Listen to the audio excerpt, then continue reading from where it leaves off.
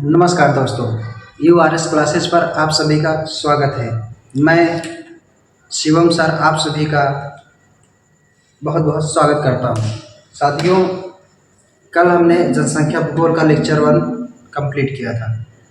उसमें मैंने जो मूलभूत शब्दावली होती है जनसंख्या से संबंधित उनको हमने कवर कर लिया था, क्योंकि वे शब्दावली बहुत ही महत्वपूर्ण थी जिन्हें समझना आवश्यक था।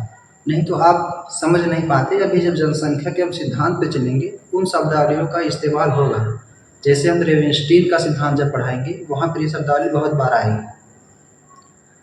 तो हमें उम्मीद है आप पिछली वीडियो को देख लिए होंगे और एक नई ऊर्जा एवं एनर्जी के साथ, एक नए जोश के साथ इस क्लास को लेने के लिए तत्पर होंगे, क्योंकि जब हम तत्पर हैं क्लास लेने के लिए, आप भी तत्पर हो सकते हैं। चलिए अपनी ऊर्जा के साथ क्लास में रिटर्न आते हैं। कल 2 पॉइंट उस क्लास में रह गए थे जो बताना हमें आवश्यक था, डेटा है। उसके बाद हम शुरू करते हैं। कल वाले पॉइंट में हमने बता दिया था कि जनसंख्या कब कितनी हो रही है। ठीक, 1 अरब कब हुई थी, 7 अरब कब हुई थी, सन 1 में कितनी थी। आज हम देखेंगे उसी में 2 पॉइंट था कि जो भारत की जनसंख्या है 2050 तक भारत की जनसंख्या कितनी होगी।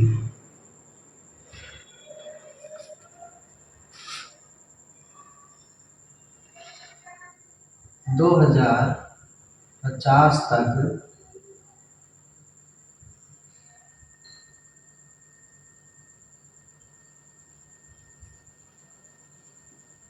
भारत की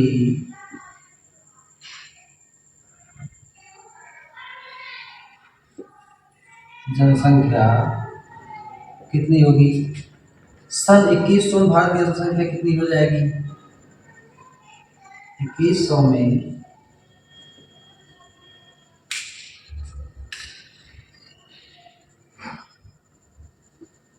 भारत की जनसंख्या कितनी होगी। इन दोनों डेटा को आप याद रखिएगा। आज कुछ डेटा वाले ज़्यादा हिस्से मिलेंगे आपको। कितनी हो जाएगी 1.50 अरब, यानी 1.5 अरब हो जाएगी जनसंख्या 2050 तक भारत की। ये वृद्धि का समय चलेगा यहाँ तक। इसके बाद जनसंख्या जो घटेगी, उसके बाद सन 2100 जो है भारत की जनसंख्या घटकर 1.44 अरब हो जाएगी। कितनी हो जाएगी 1.44 अरब। इस डेटा को आप, या हमने 2020 लिख दिया है गलती से, ये 2050 है। ठीक, 2050 तक इस डेटा को आप चेक करते रहिएगा। एक वेबसाइट है यूएन की है, WPPR वेबसाइट का नाम है WPPR world population prospect report. इस रिपोर्ट पर जाकर के आप क्या करेंगे, डेटा को आप चेक कर सकते हैं, आपको मिल जाएगा। ठीक है, ये 2 पॉइंट कल छोटे थे। आज हम शुरू करते हैं विश्व जनसंख्या वितरण। क्या शुरू करेंगे, विश्व जनसंख्या वितरण। अब हम इसको रफ करके अब शुरू करते हैं।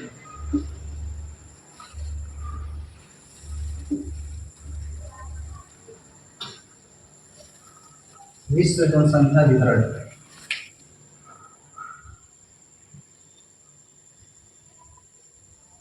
विश्व जनसंख्या वितरण।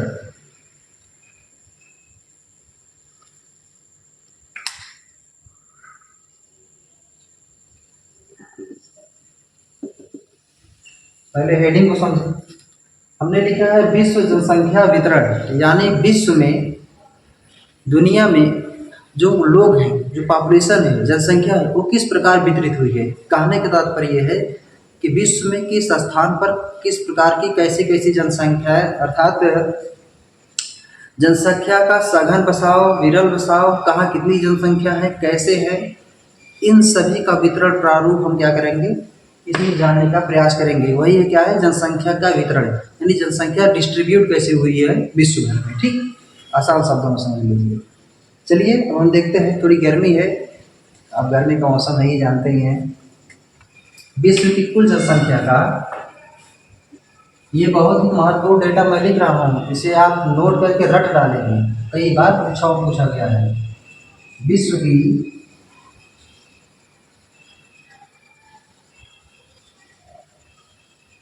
विश्व की कुल जनसंख्या का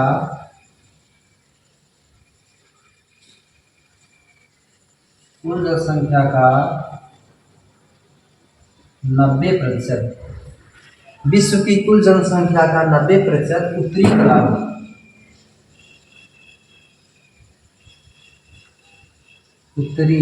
गोलार्ध, नॉर्थ हेमिस्फीयर, उत्तरी गोलार्ध। ये वाला पॉइंट आप जरूर नोट करिएगा, मैं स्टार लगा दे रहा हूँ। 20 डिग्री उत्तरी अक्षांश से 40 डिग्री उत्तरी अक्षांश, 20 डिग्री उत्तरी अक्षांश से 40 डिग्री उत्तरी अक्षांश के बीच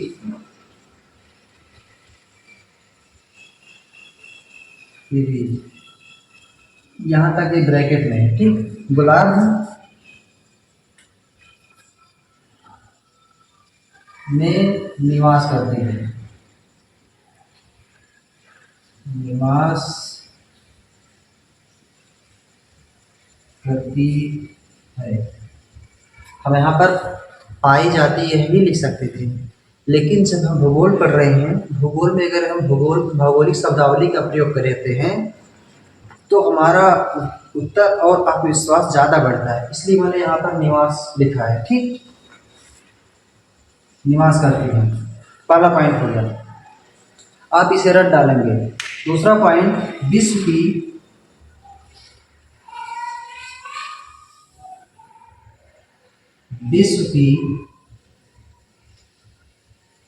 75% जनसंख्या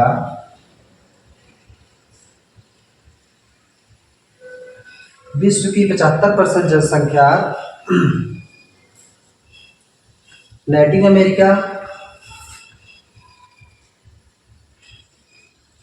ये कुल जनसंख्या का है विश्व की, हम यहाँ लिख भी देते हैं कुल जनसंख्या का, विश्व की 75% जनसंख्या, अर्थात विश्व की जितनी भी जनसंख्या है कुल जनसंख्या का 75% है जनसंख्या Latin America,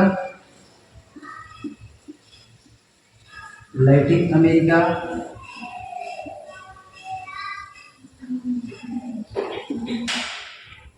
Latin America, Africa,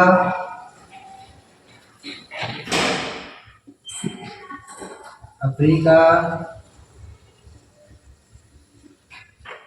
Asia, Polynesia,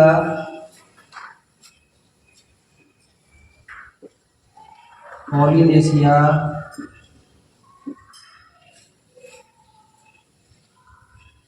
Polynesia, Micronesia,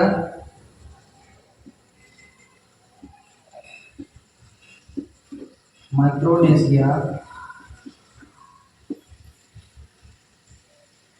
Micronesia, Melanesia,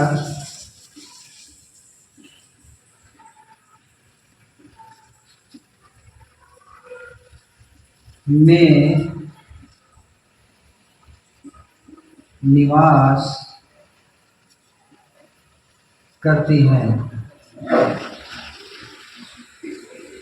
अब आप देख रहे हैं कहा Latin America, Africa, Asia. Africa को आप पहचान ही रहे हैं, एशिया को भी आप पहचान रहे हैं।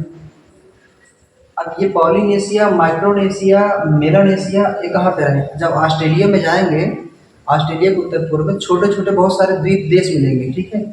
वहीं पर पॉलिनेशिया, माइक्रोनेशिया, मेलानेशिया स्थित है। आप क्या करते हैं कि एटलस उठाकर देखेंगे, आपको वहाँ मिलेगा, ठीक।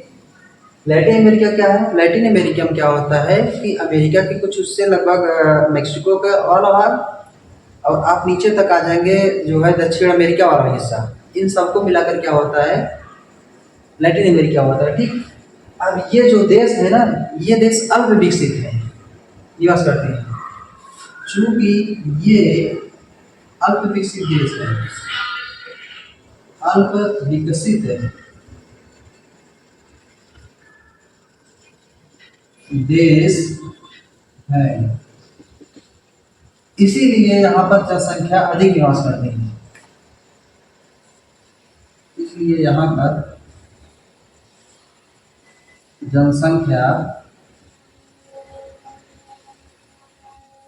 अधिक है। ये लाइन आपने लिख लिया, लेकिन इसको समझेंगे हम, ऐसे नहीं छोड़ देंगे लिख करके। कैसे हम कह सकते हैं कि अल्प विकसित देशों में जनसंख्या अधिक होती है? आप समझिए ध्यान से। जितने भी अल्प विकसित देश होते हैं वहाँ पर संसाधनों का अभाव होता है, टेक्नोलॉजी का अभाव होता है।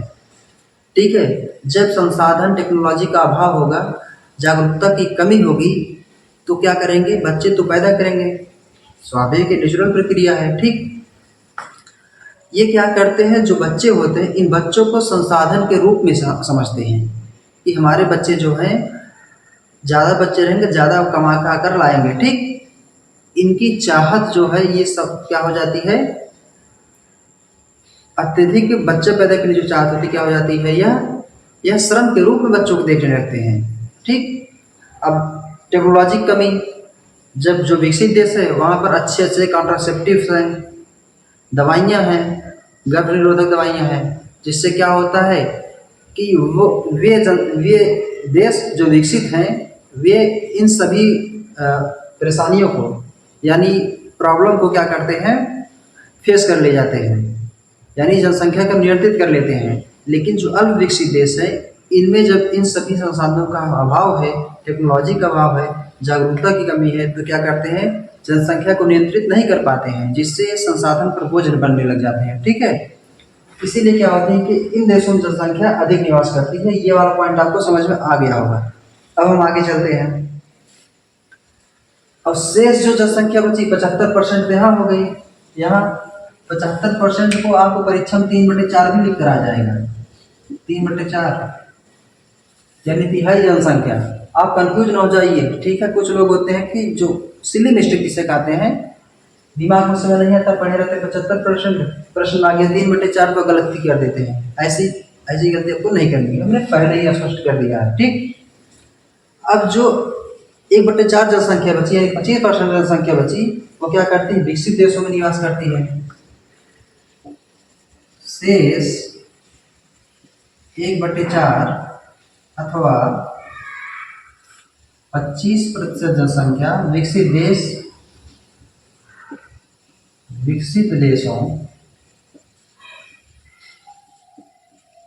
देशों जैसे यूरोप,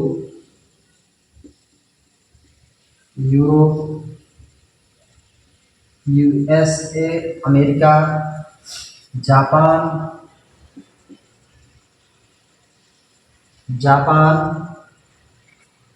न्यूजीलैंड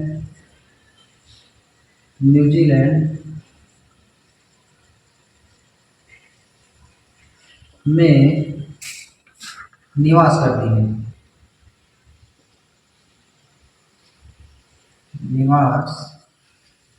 करती है।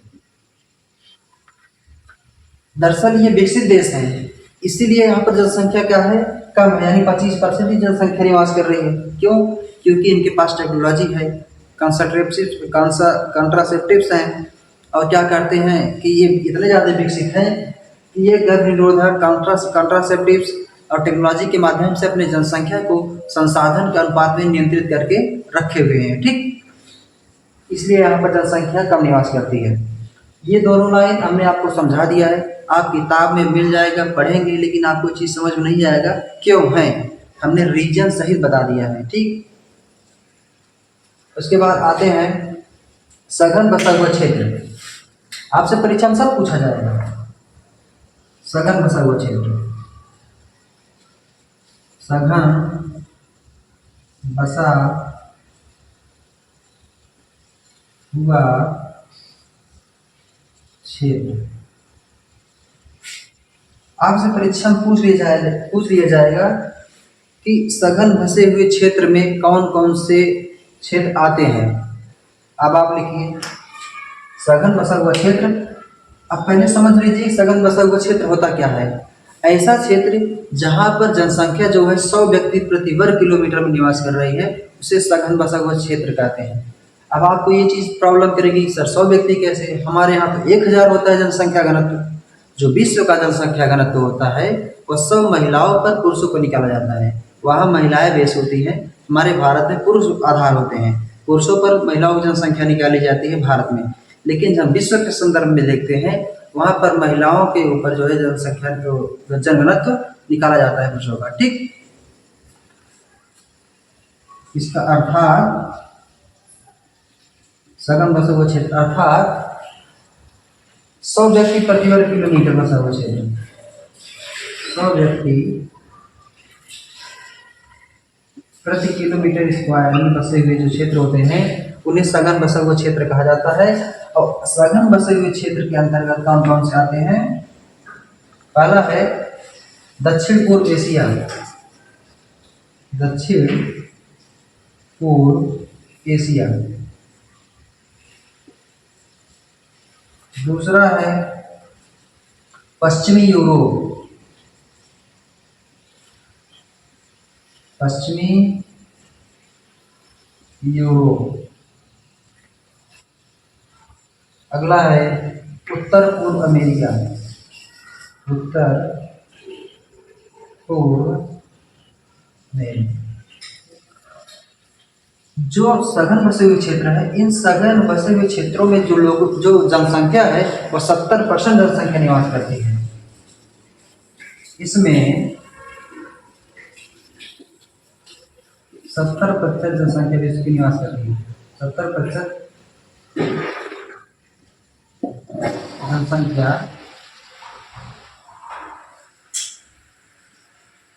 निवास करती है। नीचे राइटिंग थोड़ा अस्पष्ट होगा, थोड़ा गड़बड़ होगा, लेकिन समझ जाएगा। इसमें 70% जो 70% है यह विश्व की 70% है। ठीक है, विश्व की मैं लिख दे रहा हूँ, इसमें विश्व की 70% जनसंख्या निवास करती है। अब आप फिर समझिए, दक्षिण पूर्व एशिया, पश्चिमी एशिया, उत्तर पूर्व एशिया, उत्तर पूर्व अमेरिका, यहाँ पर सघन जनसंख्या का बसाव क्यों है?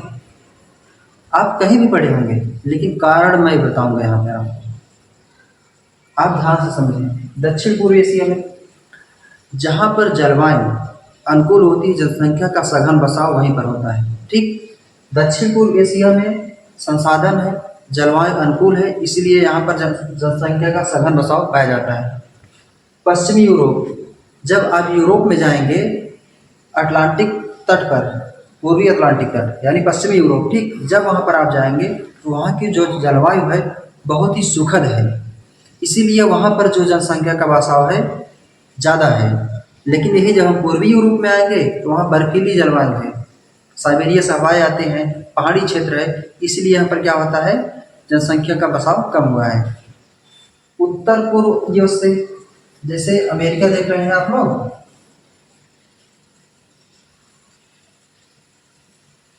ये मैक्सिको की खाड़ी है, ये प्रायद्वीप है, फ्लोरिडा प्रायद्वीप, ये नीचे मैक्सिको है, ये अमेरिका है। अमेरिका में आप देखेंगे यहाँ पर तटीय श्रेणी है, यानी ऊंचे ऊंचे पर्वत हैं। ठीक है, जैसे माउंट होड, माउंट रेंडियर, ये सब है। ठीक है, अब जहाँ आप यहाँ आएंगे बीच में एक आपको मिलेगी राकीज पर्वत श्रेणी, क्या मिलेगी, राकीज। तो यहाँ पर्वतीय क्षेत्र के नाते जनसंख्या का बसाव कम है, लेकिन जब यही आएंगे 100 डिग्री देशांतर और पूरब में चलेंगे तो यहाँ पर जो तटीय क्षेत्र है अटलांटिक का, यहाँ पर बहुत सारे प्राकृतिक बंदरगाह पाए जाते हैं, जो जलवायु है अनुकूल है, कृषि योग्य भूमि है। इन सब स्थितियों के कारण उत्तर पूर्व अमेरिका में जनसंख्या का बसाव अधिक है। यही कारण है कि दक्षिण पूर्व एशिया, पश्चिमी यूरोप, उत्तर पूर्व अमेरिका में जनसंख्या का बसाव अधिक है, यानी विश्व की 70% जनसंख्या सिर्फ इन्हीं सघन बसे हुए क्षेत्र में निवास करती है। अब आप इसे नोट करेंगे, उसके बाद मैं अगले स्लाइड पर आपको बताता हूँ।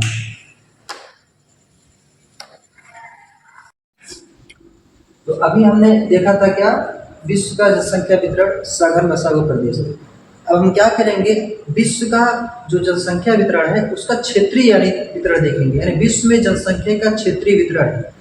आप पहले हम हेडिंग डालते हैं फिर आपको समझाते हैं।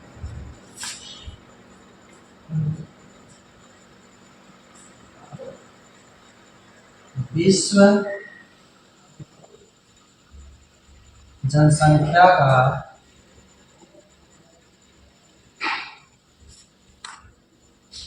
क्षेत्रीय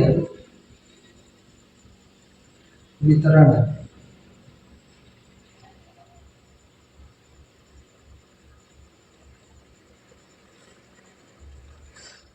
विश्व जनसंख्या का क्षेत्रीय वितरण, इसके पहले हमने पढ़ा था विश्व जनसंख्या का वितरण। ध्यान से समझेंगे, यहाँ एक शब्द लग गया क्या, क्षेत्रीय वितरण। क्या लगा, क्षेत्रीय वितरण। यानी कि क्षेत्रीय वितरण से तात्पर्य यहाँ है कि किसी हम देश को ले लेंगे, उस देश में उसके स्थानिक वितरण में जो जनसंख्या वितरण है, उसके स्थान विशेष पर जो जनसंख्या का वितरण है उसको देखने का प्रयास करेंगे। जैसे पूरा विश्व है, विश्व में से हमने एशिया ले लिया, एशिया में हमने भारत को ले लिया। अब भारत में भी हमने दक्षिण भारत, उत्तर भारत, पूर्वी भारत, इन सब में जनसंख्या के वितरण हम जब देखेंगे तो क्षेत्रीय वितरण कहलाएगा। ठीक है, हम इसे देश के संदर्भ में या फिर महाद्वीप के संदर्भ में देखने का प्रयास करते हैं। महाद्वीप के संदर्भ में तो हम पहले ही बढ़ चुके हैं, हम देश के संदर्भ में देखेंगे। चीन, जैसे चीन है,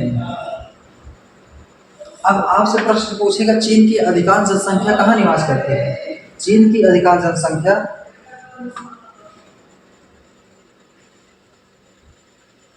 चीन की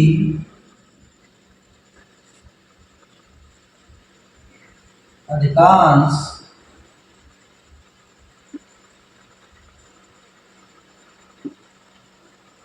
जनसंख्या चीन की अधिकांश जनसंख्या पूर्वी एवं दक्षिण पूर्वी क्षेत्रों में,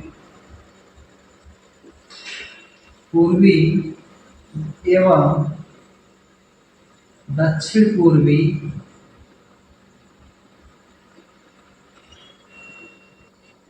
क्षेत्रों में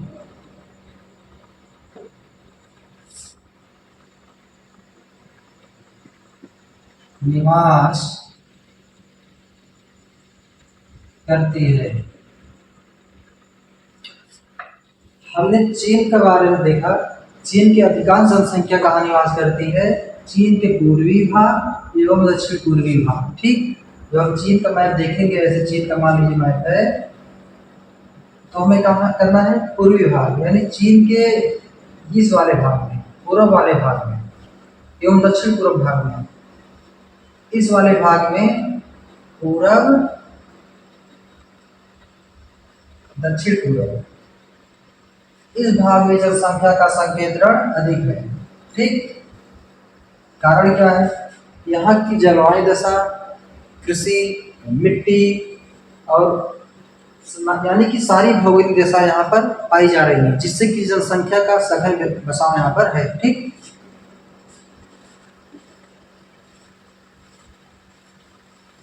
बहुत डिटेल में पढ़ा रहे हैं, आपको जल्दी कोई इतना डिटेल में नहीं पढ़ाएगा, मैं गारंटी के साथ कह रहा हूँ। अब आ जाइए भारत पर।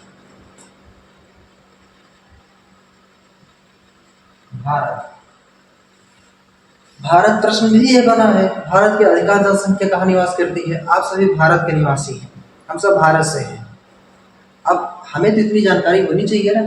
आप सब बताइए भारत की अधिकांश जनसंख्या कहाँ निवास करती है, कमेंट में जरूर कीजिएगा, तभी मैं यहाँ लिखूंगा। आप वीडियो देखेंगे, आप लाइन ही देखेंगे, लेकिन कमेंट जरूर कीजिएगा कि भारत की अधिकांश जनसंख्या कहाँ पाई जाती है। ठीक, चलिए, भारत की अधिकांश जनसंख्या, भारत की अधिकांश जनसंख्या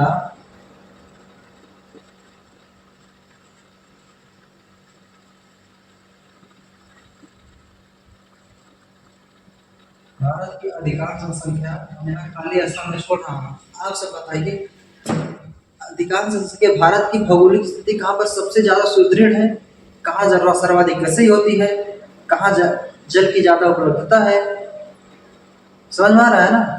कहाँ आ रहा है, कहाँ पे सबसे ज़्यादा ये सब परिस्थितियाँ पाई जा रही हैं? गंगा के मैदानी भागों में। कहाँ पाई जा रही हैं? गंगा, सिंधु एवं सतलज के जो मैदानी भाग है वहाँ पर। तब हम कह सकते हैं भारत की अधिकांश जनसंख्या गंगा, सतलज एवं सिंधु के मैदानी भाग में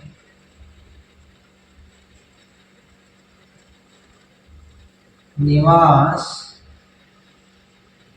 करती है। हमने हर जगह निवास लिखा है, पाई नहीं लिखा है, भौगोलिक शब्द है, आप लिखेंगे ज़्यादा बेटर रहेगा। निवास करती है। आपको सोचने पर मजबूर हो जाना चाहिए कि सर जब बता रहे हैं तो हमें सोचना जरूर चाहिए कि इसका उत्तर हाँ है। आपको लॉजिकल रूप से खुद ही सही लग रहा होगा, हाँ सर ने जो बताया बिल्कुल सही है, अंदर से फील होने लगता है जब उत्तर सही रहता है। ठीक है, अब आते हैं अमेरिका की जनसंख्या। अमेरिका अमेरिका की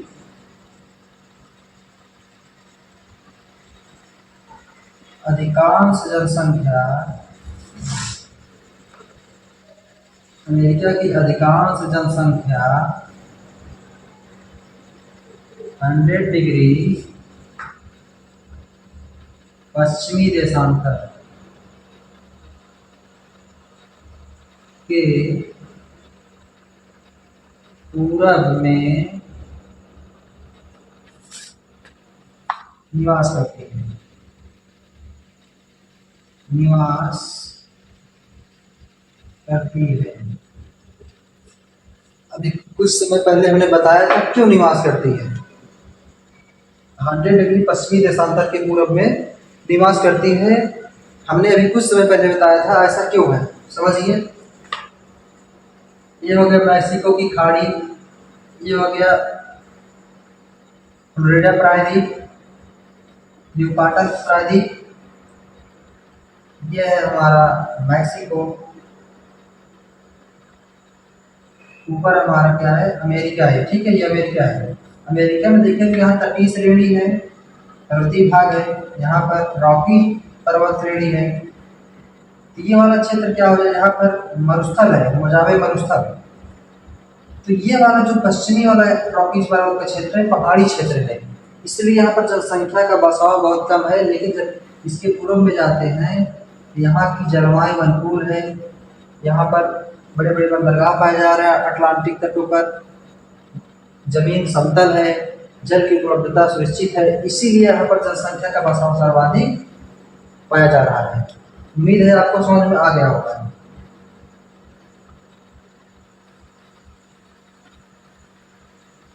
अमेरिका के बाद अब पाकिस्तान की जनसंख्या देखते हैं।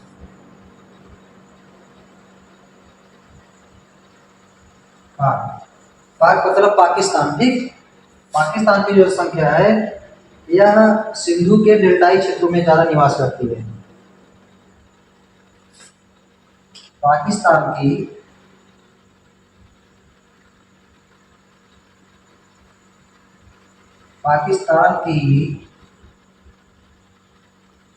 अधिकांश जनसंख्या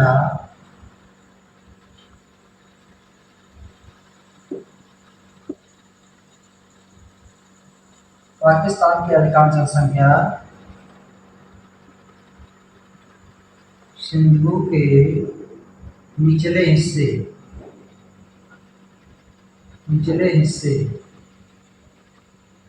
यानी डेल्टाई वाला भाग, डेल्टा वाला जो भाग है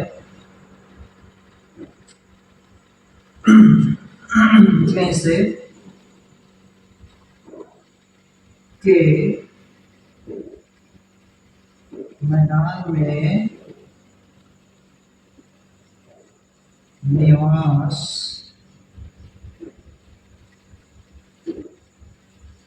करती है। हैंडराइटिंग अभी थोड़ी पुअर होगी क्योंकि अभी लिखने का अभ्यास उतना है नहीं, धीरे धीरे सब सही हो जाएगा। आपसे साथ दें, सपोर्ट करें। मैं कंटेंट में क्वालिटी में कमी नहीं होने दूंगा, कंटेंट की क्वालिटी में बेस्ट रखूंगा। मैंने पहले ही कहा था मैं असिस्टेंट प्रोफेसर लेवल पे लेकर चल रहा हूँ। नेट लेवल का लेके चल रहा हूँ। तो कंटेंट की क्वालिटी का आप टेंशन मत लीजिएगा। मैं आपको एकदम जो चीज़ें पढ़ा रहा हूँ, आप पूरी किताब रटेंगे तब ये निकाल पाएंगे। मैं ऑलरेडी निकाल के आपको सिर्फ दे रहा हूँ, आप पढ़िए, समझ लीजिए। इतना विस्तृत समझा रहा हूँ, इतना कोई नहीं समझाया। किसी टीचर से पढ़ लीजिएगा। कारण सहित मैं बता रहा हूँ कि जनसंख्या क्यों निवास कर रही है। ठीक, दरअसल क्या है, जब पाकिस्तान से सिंधु नदी भारत से आती है, पाकिस्तान में जाती है, ये पाकिस्तान के कुत्ते जैसा कुछ नक्शा है इसका, ठीक है। जब ये नदी पाकिस्तान में आती है, यहाँ से अरब सागर में गिरती है, इस वाले क्षेत्र में जनसंख्या का बसाव ज़्यादा है, क्योंकि ये मैदानी भाग है। ठीक, ऊपर जो है पहाड़ी इलाका है, आप जानते हैं हिमालय पर्वत का विस्तार इधर भी है, तो यहाँ जनसंख्या कम निवास करती है। लेकिन ये जो सिंधु का मैदानी इलाका है, यहाँ पर जनसंख्या ज़्यादा निवास करती है। पाकिस्तान वाले में पाकिस्तान हो गया। अब हम देखते हैं बांग्लादेश की जनसंख्या कहाँ ज़्यादा निवास करती है। ऊपर वाला मिटा रहे हैं हम।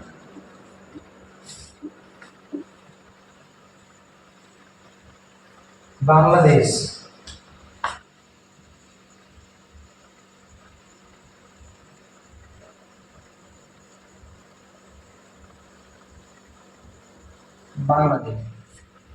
बांग्लादेश की अधिकांश जनसंख्या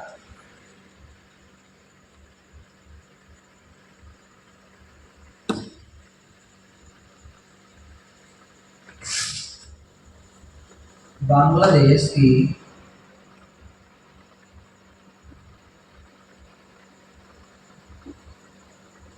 बांग्लादेश की 90% जनसंख्या, इसका उत्तर आप बताएंगे। बांग्लादेश में कौन सी नदी बह रही है, मतलब जो बांग्लादेश है, बांग्लादेश में कौन सा डेल्टा बन रहा है, किस नदी का डेल्टा बन रहा है, आप कमेंट करके उत्तर बताएंगे। बांग्लादेश की 90% जनसंख्या गंगा एवं ब्रह्मपुत्र के डेल्टा के मैदान में निवास करते हैं।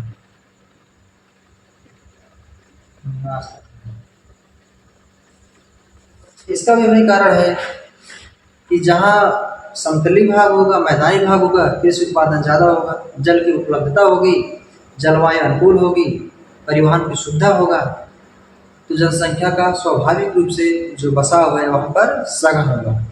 हर जगह पे अप्लाई करिए। सबसे बड़ी चीज़ होती है जलवायु। जलवायु जनसंख्या के बसाव में बहुत बड़ी भूमिका निभाती है। ठीक है। अब जापान की अधिकांश जनसंख्या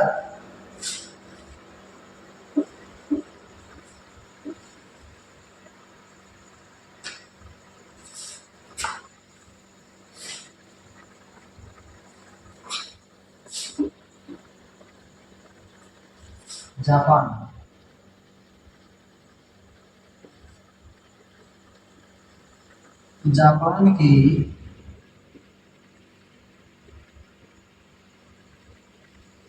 अधिकांश जनसंख्या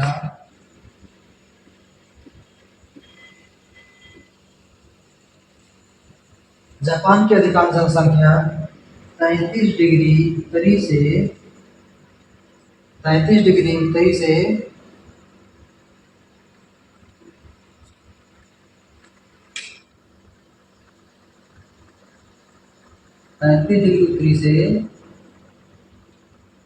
37 डिग्री उत्तरी अक्षांश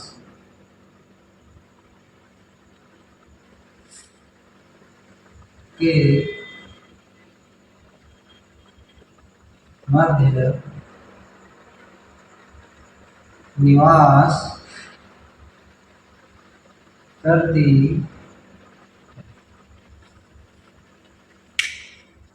हमने विश्व जनसंख्या का क्षेत्रीय वितरण आपको अच्छे से समझा दिया है। आप हमारा यकीन मानिए, आप इस वीडियो लेक्चर को पूरा देखिए और मैंने जैसे जैसे समझाया है आप उसको समझिए। आप खुद ही फील करेंगे कि हाँ, एक जो सर ने बताया है बहुत ही अच्छी तरीके से बताया है। आप इसे हमारे साथ जैसे मैं लिख रहा था नोट्स बना लीजिएगा, क्योंकि हम पीडीएफ नहीं दे पाएंगे, हमारे पास डिजिटल बोर्ड नहीं है कि मैं स्क्रीनशॉट लेकर के उसको पीडीएफ में कन्वर्ट करके आपको दे दूँ। इसीलिए आप इसे साथ साथ नोट्स कर लेंगे, अपना बेहतरीन नोट्स बनाएंगे और आने वाले 8 से 10 दिनों में विश्व जनसंख्या को मैं ख़त्म कर दूंगा। आप नेट की परीक्षा जब देंगे तो वहाँ पर आपको 7 से 8 सवाल जो है आराम से यहाँ से मिल जाएंगे। अभी डेटा वाला रहेगा, उसको मैं डेटा में पढ़ाऊँगा, और अभी सिद्धांत से कुछ है सिद्धांत बताऊँगा। अभी तो बेसिक पढ़ा रहा था आपको मैं, बेसिक खत्म होते ही मैं ले चलूँगा आपको सिद्धांत वाली दुनिया में।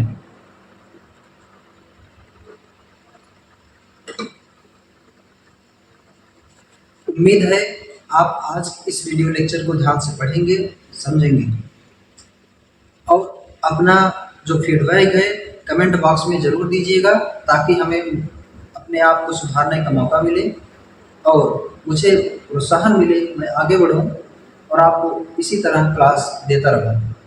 आप सभी हमारे चैनल को सब्सक्राइब कीजिएगा, शेयर कीजिएगा। बहुत बहुत धन्यवाद क्लास।